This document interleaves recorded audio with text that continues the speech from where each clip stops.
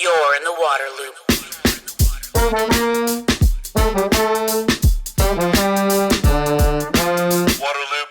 Waterloop. Hey everyone, this is Travis with Waterloop. I know a lot of people want to use water-efficient fixtures, but they're afraid they won't work as well. Let me tell you about High Sierra showerheads, which was named Best Showerhead by Popular Science. I just installed one at my house, and I was genuinely surprised at the power and coverage of the water. High Sierra showerheads earn the EPA WaterSense label for water efficiency. They use at least 40% less water than the conventional low-flow showerheads. High Sierra showerheads are constructed out of metal, so there's no plastic involved, they're very durable, and they're naturally antibacterial. One of my favorite things, these showerheads are made in the USA by a small business located in the Sierra Nevada foothills. Get 20% off with promo code WATERLOOP at highsierrashowerheads.com. Order today and start saving water and money with High Sierra. Waterloop. Welcome to Waterloop. This is Travis, joined by Luke Runyon, reporter at KUNC in Colorado. He also produces stories focused on water for a network of NPR stations throughout the Colorado River Basin. Luke, thanks for coming on the podcast. Thanks for having me. Yeah, I have a long list of questions for you because I'm just fascinated by water out west, and you've covered like a really wide range of topics out there. For people that might not be as familiar with the Colorado River Basin, could you describe it? Sure. So the Colorado River watershed is made up by 7 U.S. states: Colorado, Utah, Wyoming, New Mexico, Nevada, Arizona, California, and then the country of Mexico also is part of the watershed. Each of those states, a portion of them is within the Colorado River watershed. And the river itself is about 1,400 miles long. It starts high up in Rocky Mountain National Park. That's its main stem, and it flows all the way down through Colorado, through western Colorado, down through Utah, where it's met with the Green River, which is one of its main tributaries. That starts up in Wyoming and snakes through the canyons of Utah. Those two rivers meet in Canyonlands National Park, and then it flows down through Utah, eventually ends up in Lake Powell, one of its main reservoirs down in northern Arizona, southern Utah. And then from there, it goes into the Grand Canyon, carved the Grand Canyon. It did some nice work there. You got to give it did a lot of work over millions of years. And then from there, it empties into Lake Mead, which is the largest man-made lake in the country, impounded by Hoover Dam. Pretty iconic infrastructure. From there, it flows downward and creates the border between California and Arizona, and becomes a very regulated river, which it's almost like a series of stacked reservoirs. You just have a series of dams, and the river starts to receive some really heavy diversion at that point as well. And then from there, it flows until it hits a few dams way down on the lower end of the river, where it is diverted to irrigate farm fields in southern Arizona, in the Imperial Valley of California, and then eventually is dammed one last time at the border between the U.S. and Mexico, where its flow is almost entirely diverted for Mexican agriculture and Mexican municipalities. And then from there, the last 100 miles of the river is actually dry. There's a few areas where there's some restoration work to bring water back, but for the most part, we use every drop of the Colorado River for agriculture, for municipal use, for industrial use.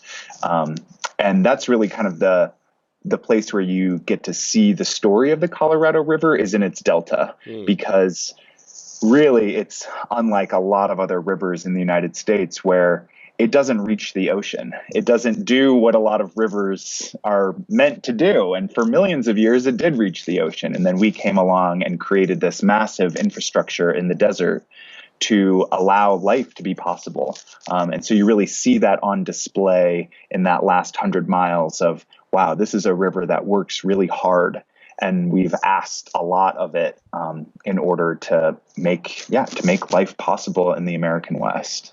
Yeah, in one of your stories, you had the chance, I think, to fly over that Delta region, right? To take a flight, and it just must have been amazing to see that story, right? To see what has happened to this wild river that's been overdrawn, right? And that doesn't get to finish its journey really to the ocean. What was that like to have that view? Yeah, so last year, I guess it was late 2018, I partnered with a group called Lighthawk, which is a nonprofit organization, and they partner with journalists and policymakers and environmentalists to get them into the air in these tiny airplanes and fly them over areas of interest. And so they reached out to me and asked if I wanted to do a series of flights following the Colorado River all the way down, starting up in the headwaters and doing sort of legs. So we didn't fly it all at once. We did, I think, 4 separate flights from starting in the headwaters and going all the way down into the delta. And I Wow. think it was incredible to see it from that perspective and to get a lay of the land like you wouldn't get if you were just flying in a commercial airplane. I mean, we were able to get low and look at some of the landscape, and it's just these incredibly beautiful landscapes and Yeah, I so mean, different. I've flown over that part of the West in a commercial flight, and it's still stunning from that high up. So it must be just spectacular to be, like you said, very low and slow.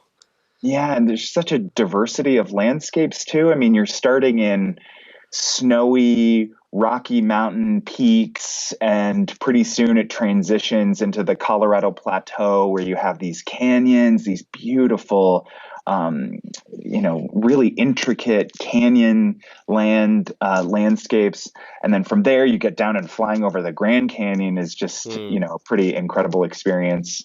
And then once you get down from there, you really get a sense of this infrastructure that we've put in place in order to feed Los Angeles and feed Phoenix and Tucson and feed these farm fields with water.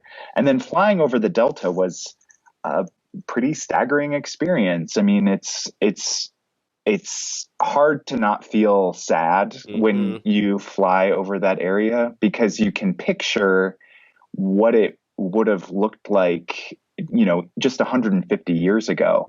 Hmm. It would have been this massive estuary where this freshwater desert river is meeting the ocean, and these huge cattail reeds, and it would have been this haven for wildlife. Yeah. And there's a huge portion of the delta now that is dead. That's just a massive salt flat, where the tide comes in on the ocean, but there's no fresh water to meet it. And it just feels like, how did we let that happen? Yeah. And there's a lot of people who are doing really great work on the ground to try and make some of that connection come back, but it's hard to see, with the future demands on the river and climate change playing a huge role in lessening the flow of the river, how the end of the Colorado River will ever look like it did before. Maybe long after we're gone, Yeah.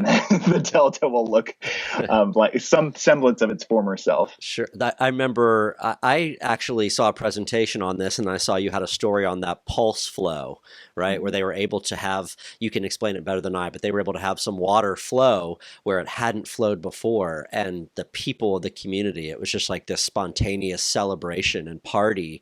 The water returned, and then the people returned to the water. And could you describe what happened with that?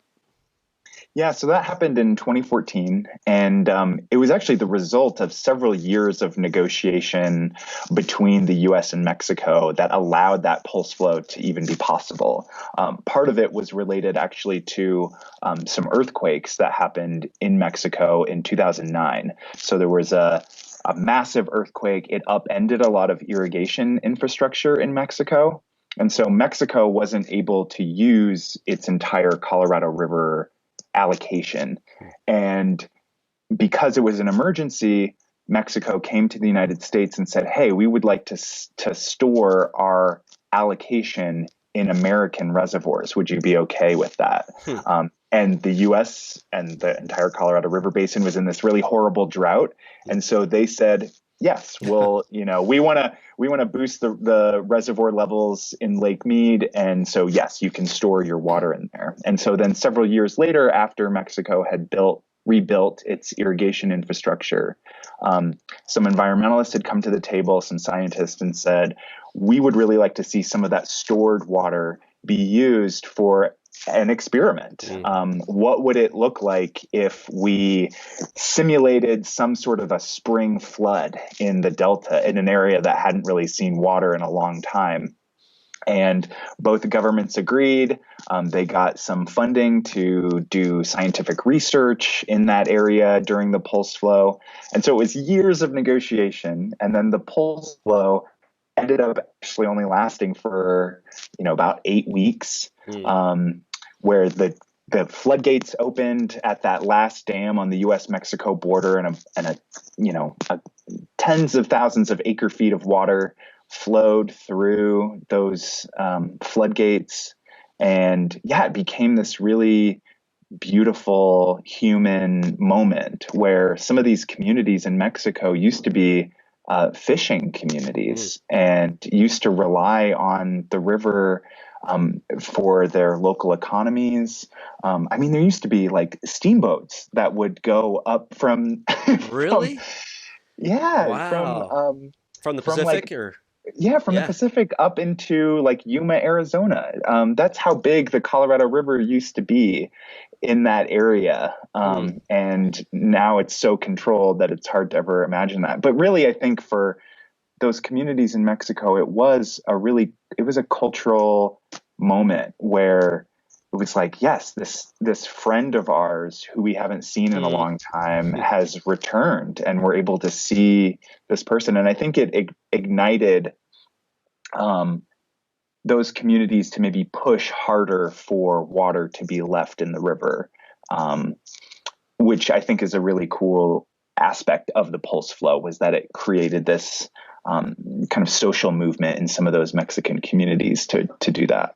But there's no plans right now to repeat that. I mean, it came from kind of an emergency situation, a unique situation with the earthquake and needing to hold water somewhere, but that's not likely to be repeated in large part because there's so much demand, right? Yeah, not in the same way, but what's happened after, I think the pulse flow, because it embedded itself in people's imaginations, there started to be this more serious conversation about, all right, what can we do with restoration efforts in the Colorado River Delta?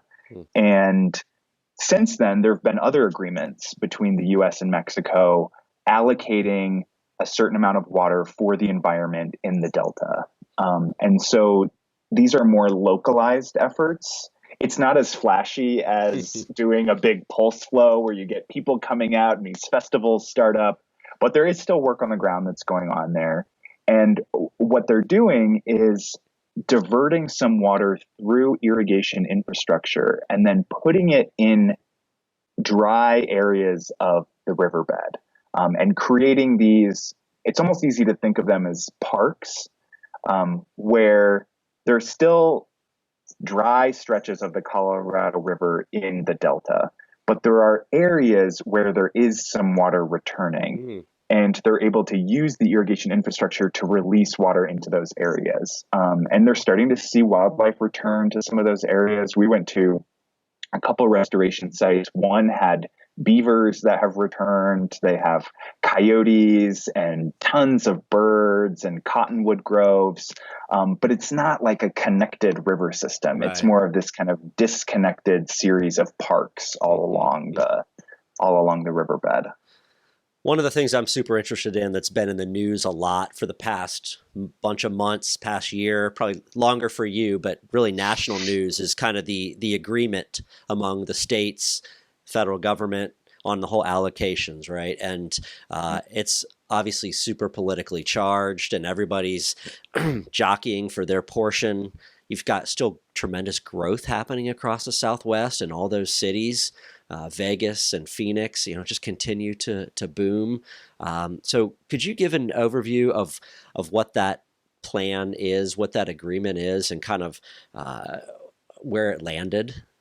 Sure. Yeah. Governance of the Colorado River is not an easy thing to explain in just a couple minutes, but Take all the time you need. Yeah. I'll do my best. So it's actually really helpful to understand that there isn't one entity that is in control of the Colorado River. There are a series of agreements and laws that have been put in place over, almost a century now that govern the Colorado River. It started with the Colorado River Compact back in 1922, where you had all of the states come together to basically who gets what amount of water. And there was lots of negotiation that went into that particular plan. Herbert Hoover was involved, and they finally came to an agreement. And then since then, all of these agreements have sort of built off of that original 1922 compact. And there have been other, treaties with Mexico. There have been, acts of Congress that have been built into what people call the law of the river. And so it's not like you have the Colorado River Commission that just, handles all of the day-to-day business on the river. What you have is a bunch of different people and agencies and governments that rely on the Colorado River and have their allocations spelled out in these agreements. And so the latest was these series of agreements called the Drought Contingency Plan. And that was what was signed last year. A big agreement between all of the states, Mexico, and the US federal government. And basically what they did is the river itself is split into two basins. So you have an upper basin and you have a lower basin. And the lower basin agreement was probably the tougher of the two. And it spelled out a series of cutbacks in water deliveries to California, Nevada, Arizona, and Mexico as the level of Lake Mead drops. So as drought injures the Colorado River, hurts these reservoirs, people are going to have to take less and less water from it. Sounds pretty intuitive, but the whole river system is over allocated. And so there wasn't an orderly series of cutbacks to water deliveries. And you have a lot of people who rely on this water for their livelihoods, for municipal growth, for agriculture. And so they needed this series of cutbacks. So like if Lake Mead drops to this certain level, these users have to use less. If it drops to this level, these users need to use less. And then, kind of goes on in that series to like an extremely low level of Lake Mead. Like looking at some of the levels that they had, it's like the reservoir would have to drop quite a bit for some of these users to stop having to take their allocations. So that was the heart of the lower basin plan. The upper basin plan, it didn't have to go nearly as drastic because in the lower basin, it's overprescribed. There are way more uses of water in the lower basin than there is water to actually supply them. And so they're having this situation where they have to cut back a lot. Where's the upper basin? Where would you say the cutoff is between lower and upper basin? You mean like the dividing? Where does it become the upper? Where does it become the lower? It's just below Lake Powell. Gotcha. In northern Arizona. Gotcha. I know where that is. Yeah. Okay. Yes. So that's in the compact, the 1922 compact, it spelled out that as a delivery point. So the upper basin has to deliver a certain amount of water to the lower basin at that delivery point, and that's what demarcates the two basins. And that Lake Powell has just seen that incredible drop in its, how much water it has. Also, you've got the white walls exposed, and it's just been really, really crazy. I mean, I think I was there kayaking and camping in like 2002 or 2003, and then even to see the pictures now, it's just like stunning what's happened in that amount of time. Yeah, both reservoirs have taken a lot of hits over the last 20 years. It's just been one prolonged drought after another.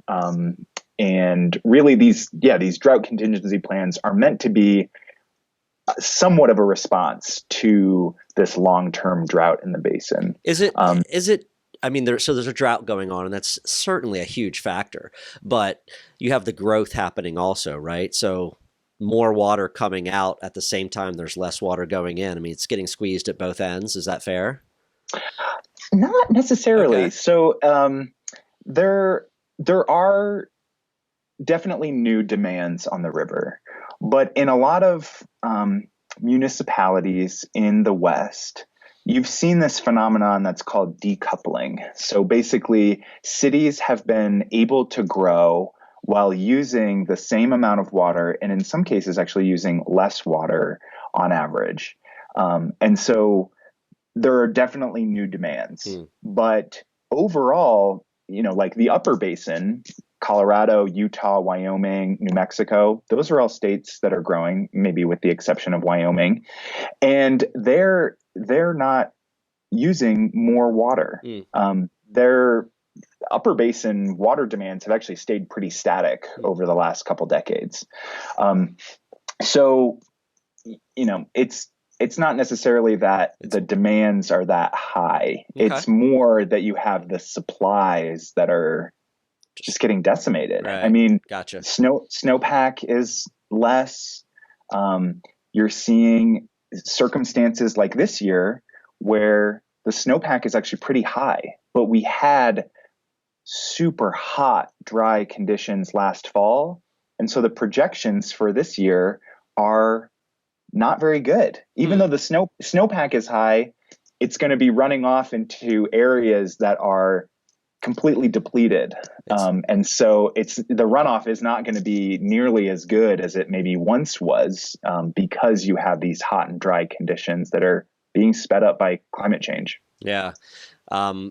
Well, I really wanted to get into a couple of those things. The snowpack is something, again, I see all over social media from you people out west, and see the stories about it. And, that's basically, hey, this is a big source of the fresh water. This is what recharges all these streams and rivers. And the big Colorado River is the snow that builds up over the winter, melts in the spring, flows downhill. And so that's why the media, government, and the public keep a close eye on that, right? They're like, come on, snow. Yeah, it's not just the ski industry that's worried about getting good snow. It's farmers, it's municipalities, it's water managers throughout the basin. I mean, if you're, in Las Vegas trying to, secure water supplies, you're watching the snowfall in Wyoming and Colorado with a lot of attention. Wow. Because that snow is eventually going to turn into your water supply. And if you have a string of bad snow years, you're going to need to make some changes in how you manage your water system in Las Vegas, Los Angeles, Phoenix, Tucson. And we've seen that response. I mean, Las Vegas has one of the most aggressive lawn buyback programs in the country. Starting to be adopted in some other Western cities too. Los Angeles just increased the amount of money that it would pay its residents to pull out lawns from residential backyards and front yards. And so, there's an incredible amount of interest in snowpack, because what happens in the Rocky Mountains flows down into some of these areas that are really dependent on the Colorado River and on a secure water supply.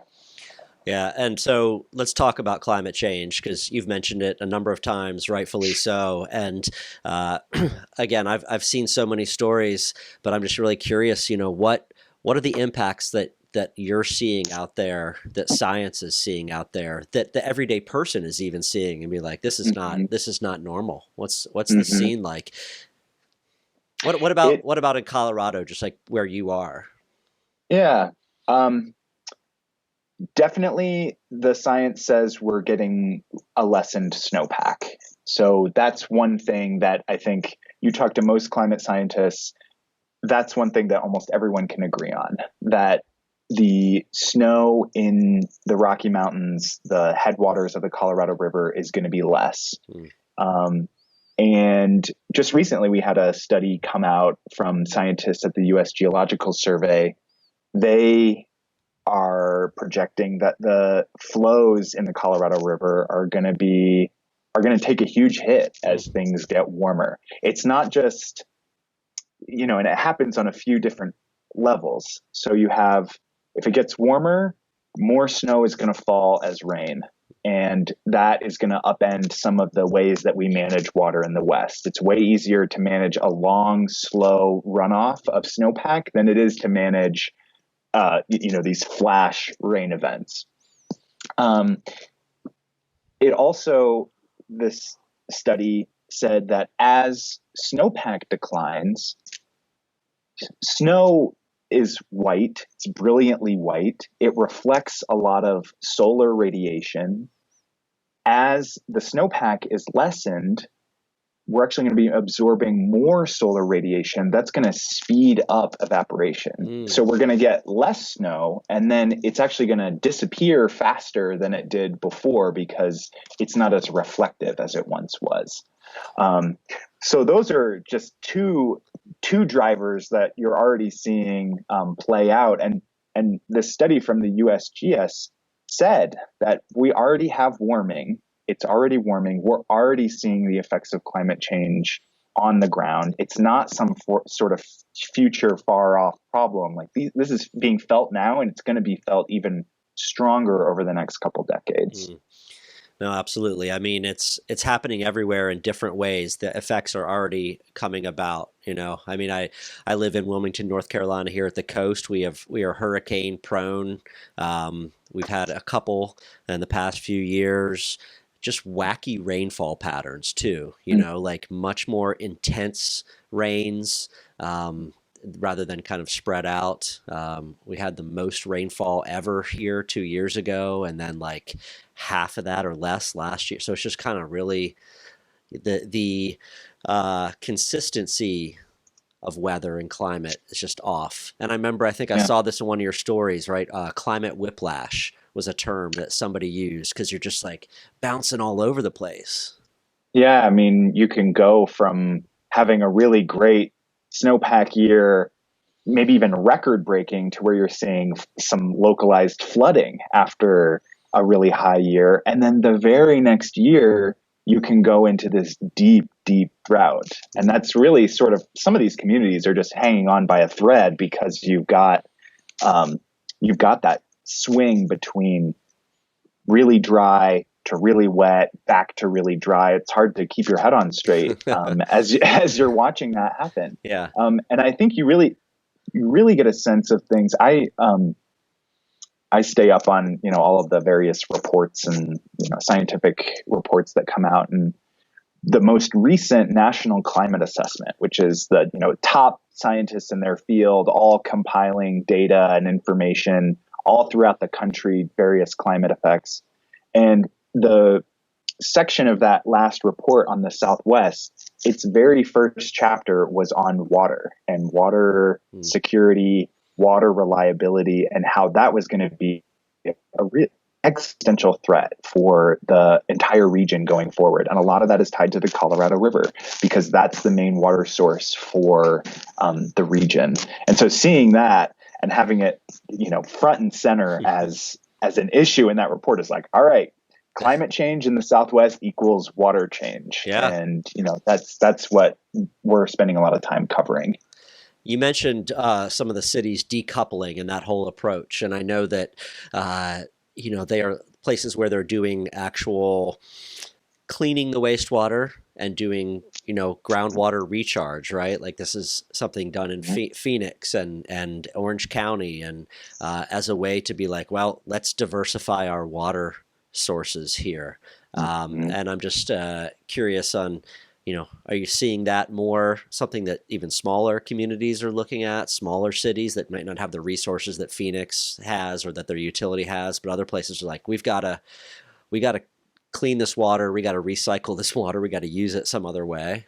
Mm-hmm. You're hearing more and more of that. Yeah. Some municipalities have dipped their toe in um, in the idea of water recycling, only to get backlash from their residents, the water users, who are not used to the idea. You know, the whole toilet to tap, people were using that for a while, and like, that's just horrible branding. Like, don't call it that. Yeah. And so you do hear more discussion about it. You are hearing a lot more in coastal communities about desalination. And there are already some communities in California that have desalination plants, but the economics of it just haven't quite made sense yet. These plants, it's so energy intensive. It's so expensive, and you've got also you have like the brine to deal with, and so there's a lot of issues. Absolutely. So a lot of communities are using that as maybe a supplemental or like an emergency resource. But really still the focus is on the Colorado River and using those freshwater supplies. And even in Phoenix, I mean, there's a lot of the recharge is drawn from the Colorado River. So it really is this lifeline for the West. They're taking water from the river, putting it underground to bring it back up someday. Well, I know on the whole public perception of drinking recycled water, I don't know if you've heard of the different efforts that's gone on in Colorado, Arizona, California with taking recycled water, having a brewery make beer with it, and then having like a public awareness event to kind of, just get people having that conversation, get them over the stigma a little bit. It's been done a lot in Colorado. In Arizona, they actually have the 2 permanent facilities in Scottsdale and in Tucson where brewers can come get this water and use it commercially. So that's a fun project. Anytime you can give people beer, and be like, I'm learning and drinking beer at the same time. Like, I think people can get behind that. Yeah, absolutely. I got another bunch of things I just want to hit on. One thing that I saw on your webpage, I think, is talking about how water can actually be a uniter, right? With a lot of these negotiations and water rights out west, it can be contentious and people can kind of get into arguments over it, right? But what are there some examples you can think of where water has actually united people, united communities, and taken, been that type of force? Absolutely. You can find all sorts of examples of communities coming together to collaborate and work together and, make sure that their interests are heard. I think one good example that you're seeing right now is tribal communities coming together around water. So the Colorado River Basin is home to more than 24 tribal entities. About 10 tribes own the majority of the water rights among those tribal entities. And as negotiations sort of start up in this next round of the Colorado River's managing guidelines, tribes are coming together to make sure that their interests are heard. I think it's one of the most uncovered storylines in the basin right now is how tribes and tribal leaders are asserting their power and influence in the basin. So that's something that's been playing out over quite a few years, but is really sort of picking up speed and momentum. And so you have, all of these very disparate tribal entities that are coming together around this one issue of water. So that's just one example. Yeah. That's a great one. I want to ask you a little about 3 different stories I saw and things that I'm interested in. Water rights out west. People on the east don't understand the way it works, right? That you actually have this right to water or not a right to water based on whatever it might be, the property. So again, this might be a complicated thing to explain, just like the drought contingency plan. But what's the basics of how water rights work in the West? I saw you like did a profile on a deputy sheriff, right? Who's like actually knows the law and would have to, maybe write tickets or whatever it might be. Yeah, it's very complex. But basically the system in the West is based around this concept of prior appropriation. So water is not tied to land like it is in a lot of Eastern water law, which is the more riparian. So like if you have land and it abuts a waterway, you have the right to use that water. I'm probably oversimplifying, but that's the general sense. In the West, that's not true. Water and land are not necessarily connected. And so if you have a water right, which is basically like treated like a piece of property, and you get a decree on that water right from a water court. At least in Colorado, we have water courts. And on that decree, you have, most importantly, a date of when you first put that water to, quote, beneficial use. So that's the way that the phrasing is in the law. You have to put water to beneficial use. And it matters when you first started doing that, because when water is scarce in a drought, the people who have used their water the longest, who have the oldest water rights, have the highest seniority. So they get their entire entitlement first. And the junior users, if there's not enough water to go around, are not going to get their water, most likely, if it's scarce enough. And really, it's a system that was built in order to deal with that scarcity. It's not uncommon for Western streams to go dry in certain parts of the year because of diversions, or at least run extremely low. And a lot of that is due to prior appropriation. Most streams, at least in Colorado, are over appropriated, meaning that there's more water on paper in the form of water rights than there is actually water in the stream. Got it. And so as people are diverting off of that, there's no, in most cases, there's not water that's set aside just to flow in the river channel. It's all being used by people. And so, and there's, all kinds of intricacies in how water rights work, but that's sort of the general idea, is that is like, it matters when you use it, and the older water rights are the more senior. I think I've seen stuff about rain barrels even, right? These are the barrels that people will hook up to their house, to their drain pipe, to capture the water that lands on their roof and then use it in their garden or whatever. And hasn't there been stuff about you're not allowed to do that in certain Western states or communities or cities? Like you can't even have a rain barrel because that's water for others. Well, they've come around to it. The states have. So Colorado was one of the last holdouts for rain barrels, and those got, I think, maybe 4 years ago. Colorado legalized very small, very, modest sized rain barrels. And it took several years for that to pass. And for a long time, rain barrels or any sort of residential rain capture wasn't allowed because people thought it threatened that prior appropriation idea that if you didn't have a water right to capture water, that you were stealing water from somebody who may have had a water right for that downstream. And that water would have eventually made its way into a stream. And then, the people who are capturing it don't have a right to divert it. But yeah, it's just a strange concept that for so long, the rain that fell on your roof didn't even belong to you. Right. Couple quick ones here.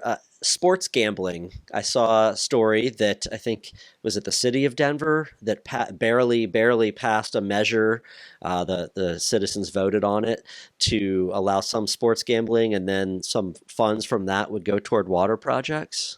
And this was actually the whole state of Colorado. Okay. So this was on the ballot that we had in November of last year, off year election, and it was set up so that sports gambling would be legalized, and then the funds from that measure, any revenue generated, would be set aside for what's known as the Colorado Water Plan, which came out in 2015. Huge, lengthy document spelling out all of the state's various water priorities, spelling out where focus should be spent on everything from agricultural efficiency to municipal conservation to storage projects, to kind of ecological health of rivers.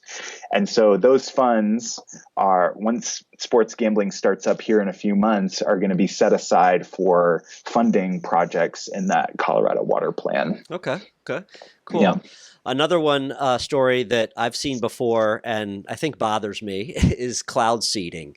And this gets to like the water rights and who's downstream because, those clouds are headed east, right? And they should be making their way over other states and making their way to the East Coast and wherever it might be. And so I'm kind of like, man, they seed these clouds to try to get it to snow or get it to rain, right? And it's like, well, that might not be where nature intended that to happen. So I guess how much is cloud seeding happening? Is it still just experimental? And are there people that think like me that are a little bit unsure if this is, ethical?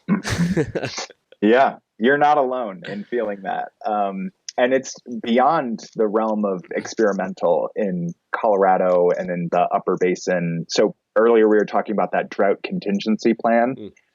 So in the Upper Basin, one of the prongs of that plan for the Upper Basin was doubling down on cloud seeding and weather modification as a way to boost snowpack. And so over the last couple of years, you've seen states ramp up what they're doing in the cloud seeding realm. And in some cases, they're actually receiving funding from downstream users. So the Southern Nevada Water Authority or the water agency for the greater Los Angeles area is paying in some cases for cloud seeding in Colorado and Wyoming. Wow. And the methods that they're using can vary. So sometimes it's these, how do you even describe them? Like little towers that would be positioned on maybe a mountaintop or a mountainside. Not huge, maybe like the size of a trash can. And they would be filled with silver iodide, which is the agent that they use to allow new ice crystals to form. And so this is kind of the like very low tech. Basically, if it's about to snow, some guy will go out and he'll flare this silver iodide into the cloud. So it's literally a flame coming off, going up into the cloud with the silver iodide particles, and those are supposed to create new ice crystals. Okay. That's the very low tech. Yeah. There's the high tech, which is airplanes. And so Colorado and Wyoming have been doing some aerial cloud seeding over the last couple of years. And they say it's much more successful because it can actually get inside the cloud. You're flying through the cloud to be spraying this silver iodide. But you hear, I mean, it's just like ripe for conspiracy theories because, I mean, you have the government flying airplanes, spraying something in the air that's meant to like change the weather. Like you're asking for a situation where people are going to feel uneasy about this. And I don't think that the state is going out and actively promoting that they're cloud seeding. They're not hiding it necessarily either. But I do think that it gets into the ethics of like, just because we can do something, should we do something? And is it right for us to go out and, be spraying something into a cloud in order to change the weather and move precipitation where we want it? I think it gets into tricky ethical territory when you start doing that. But the states say it's worth it to go out and do this and create a little extra snowpack. So nobody in like Kansas is complaining, huh? Saying like you're stealing our rain? No lawsuits that I've heard just yet, and that's sort of how I gauge how mad people are as if they've filed a lawsuit. But as this continues, I mean, I wouldn't be surprised to see, farmers in eastern Colorado or western Nebraska, western Kansas, who, if you get through a prolonged enough drought and you have cloud seeding that's ramping up in some places, not that those things are necessarily connected, but I think you would see lawyers and farmers who would be ready to make an argument that those things are connected Sure, sure. and be ready to litigate it. Last topic I want to talk about, kind of shifting gears here, is just about kind of the state of water and environment journalism. We know what's happened with media outlets for the past 10, 15, 20 years, especially newspapers, and also this very disappointing attitude towards the media that's out there in a lot of corners. You're involved, you're at NPR. I'm just a huge fan of media, huge fan of journalism, huge fan of NPR. You're also involved with the Society of Environmental Journalists. I've seen a lot of stories on water out of NPR, which is maybe really happy. It seems like they are investing in these kind of topics, water and environment stories. I've seen some other outlets, but I'm just kind of wondering for your take on, the state of water and environmental journalism, especially out in the western part of the country. What's it like working in that field? How supported does it seem? Yeah, all that. Mm-hmm. I feel reasons for optimism and reasons for pessimism. So you mentioned the Society of Environmental Journalists. I went to their last conference, which was held here in Colorado last fall, and there were tons of reporters there who are all doing really great work. There were a couple panels where we had administration officials with the Trump administration, and the journalists in the crowd were unflinching in their questions, and we're publishing really great stories. Seeing the breadth and depth of talent at that conference is like, oh man, environmental journalism, at least from this gauge, is strong and looking really great. I